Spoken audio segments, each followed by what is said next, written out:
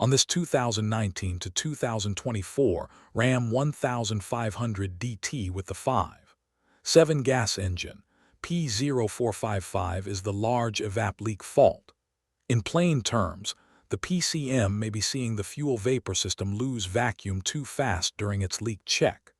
The truck may drive normally, but the MIL can be on, and fuel odor may be possible if the system is not sealed. The possible fault area can be anywhere in the EVAP sealing path: plumbing, canister, fuel tank or pump seal area, ESIM mounting or internal valves, ESIM switch or wiring, or a purge solenoid that is leaking.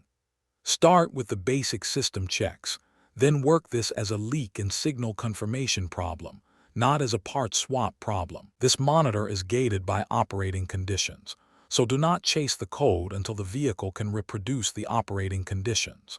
The monitor gate includes ambient temperature between 4 degrees C and 35 degrees C, 39 degrees F and 95 degrees F, fuel level between 12% and 88%, and elevation below 8,000 feet. In this strategy, a valid small leak event uses an engine on/drive cycle for a minimum of 2-5 minutes, and the engine on timer is clipped to a maximum of 26 minutes on any given trip. After shutdown, there is a 12-minute delay time in which the PCM will ignore ESIM switch input, and the event can run after a maximum time of 17.5 hours without an ESIM switch closure. The accumulation fail timer thresholds are engine on 100 minutes and engine off 70 hours. For the broader EVAP logic, a failure can be tied to vacuum cannot be created below -250 Pa within a calibrated time. For P0455, the large leak fault sets when the PCM runs an intrusive EVAP test and the ESIM switch opens before the calibrated time. Temperature changes matter here. A fast temperature swing can temporarily hide a leak by creating vacuum too quickly, or it can make a sealed system look like it is leaking, because vapor pressure decays the vacuum too fast. Before getting deep into testing, check for any applicable service bulletins or PCM flash updates for this fault. If one applies, handle that first, then leak test the EVAP system to make sure it is sealed. If nothing applies, move on to the leak verification routine. Turn the ignition on and run the small leak verification test with the scan tool. Follow the scan tool prompts and document the results from each phase. If the routine passes, the system may be sealed right now. Compare the phase results to the expected patterns before making any repair. If the system is functioning properly, do not repair anything. If the routine fails, use those phase results to guide the next step. If the routine is not available or will not run, go straight into the manual EVAP evaluation. One important detail: this routine makes its decision from the fuel tank pressure sensor reading. The ESIM switch is still useful for diagnosis, but it is not factored into that scan tool routine decision. For the manual evaluation, the fuel tank should have less than 95% of fuel tank capacity for best results. Watch and record purge duty cycle percent, ESIM switch state and fuel tank pressure. Pa. Keep in mind these results are subjective, not absolute, and they can move around with tank size, fuel volume, barometric pressure, ambient temperature, and fuel temperature. Phase 1 is venting the system and recording ESIM and FTP data. If needed, the system can be vented by removing the gas cap, opening the capless filler, or actuating the purge solenoid for 1 minute with the scan tool. Phase 2 is ignition on, engine off, monitoring ESIM state and FTP data for 2-3 minutes. A change of more than 200 Pa in 1 minute would indicate the system is too unstable to accurately test. Phase 3 is starting the engine and recording ESIM state and FTP within 5-10 seconds after start, before purge becomes active. A small amount of vacuum is typically between approximately -25 and -50 Pa.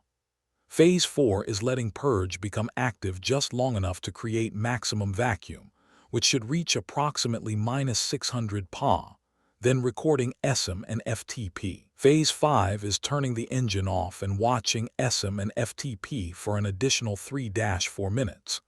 The FTP reading should quickly return to the vacuum relief regulation point, approximately -500 Pa, and stabilize. Use the phase data to separate a real leak from a control or signal problem.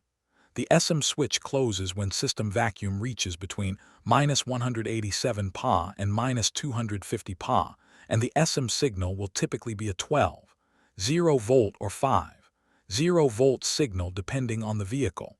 The voltage signals can vary between vehicles and may be somewhere between 5, 0 and 12, 0 volts, so know what you are looking at before calling the circuit wrong.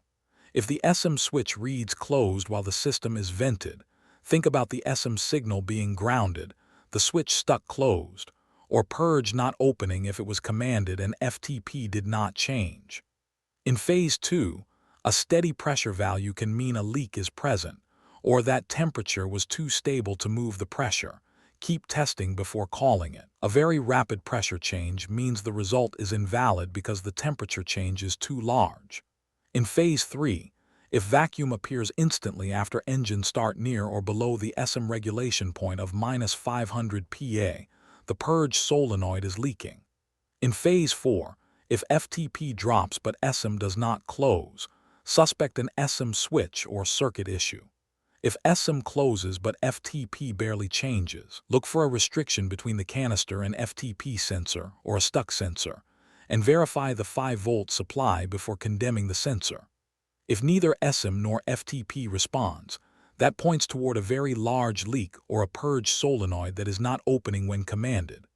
If vacuum is 2 to 3 times the expected reading, look for a plugged canister vent hose, plugged fresh air filter, or ESIM vacuum vent valve stuck closed. That condition can also show up as hard refueling. For the large leak path, the key Phase 5 result is this. If fuel tank pressure rises quickly near 0 or above -250 Pa and the ESIM switch opens within 3-4 minutes, the system has a leak and you move into leak checking. If every phase looks as expected, the system is most likely not leaking at this time. Once the manual evaluation points to a leak, choose how you want to attack it.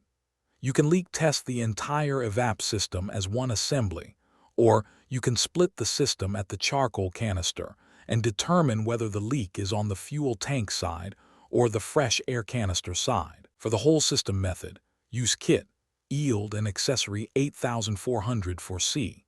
Connect the red yield power lead to battery positive and the black ground lead to battery negative. Connect shop air to the yield, set the smoke and air control switch to AIR, and press the remote smoke and air start button. Block the tester AIR supply tip while pressing the remote button.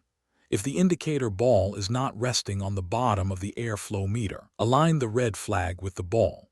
Then connect service adapter 8400 480p to the ESIM vent hose, connect the AIR supply tip to the adapter, and activate AIR flow. Compare the flow meter ball to the red flag. If the ball drops to the bottom of the airflow meter or below the red flag, the leak is coming from the vent valves inside the ESIM, because the rest of the system is not leaking. Replace the ESIM and run the intrusive leak evaluation again. If the ball stays above the red flag, the leak is elsewhere in the system. Find it with smoke, a hydrocarbon sniffer, or a bubble test, then repair or replace the leaking component. To check the purge solenoid for an internal leak, remove the manifold hose from the purge solenoid, fill the system with smoke, and look for smoke through the purge solenoid. If smoke is present, replace the purge solenoid. Then run the intrusive leak evaluation again. If you prefer to split the system, remove the canister tube that connects to the fuel tank from the charcoal canister. Attach a hand vacuum pump to the fitting on the canister and pump it until the ESIM switch closes. With the scan tool, monitor ESIM switch state for up to 10 minutes. If the ESIM switch remains closed for a minimum of 5 minutes, the leak is on the fuel tank side of the system. If it does not remain closed for a minimum of 5 minutes, the leak is on the fresh air canister side. For the fuel tank side, use kit, yield, and accessory 8400 for C.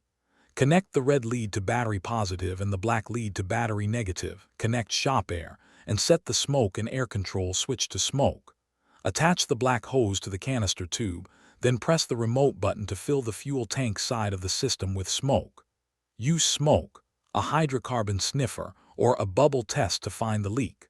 Repair or replace the leaking component. For an internal purge solenoid leak check, remove the manifold hose from the purge solenoid, fill the system with smoke, and check for smoke coming through the purge solenoid. If smoke is present, replace the purge solenoid. After the repair, run the intrusive leak evaluation again. For the fresh air side, use kit, yield, and accessory 8400 for C. Connect power, ground, and shop air the same way. Set the smoke and air control switch to AIR, activate the tester, and block the AIR supply tip while the remote button is pressed. If the indicator ball is not resting on the bottom of the airflow meter, align the red flag with the ball. Connect service adapter 8400 480p to the ESIM vent hose. Connect the AIR supply tip to the adapter and activate AIR flow. If the ball drops to the bottom of the airflow meter or below the red flag, the leak is coming from the vent valves inside the ESIM. Replace the ESIM. If the ball stays above the red flag, the leak is elsewhere on that side of the system. Use smoke, a hydrocarbon sniffer, or a bubble test, then repair or replace the leaking component. Check the purge solenoid the same way. Remove the manifold hose, fill the system with smoke, and replace the purge solenoid only if smoke is present through it. Then, run the intrusive leak evaluation again. Keep verification separate from the leak finding work. After any repair, run the intrusive leak evaluation again, confirm the system stays sealed, and confirm P0455 stays gone. The takeaway is simple. Prove the leak first. Use ESIM and FTP data to avoid false calls. Then smoke or airflow test only the section the data points you toward. For more diagnostic training, visit stepdiagnostics.com.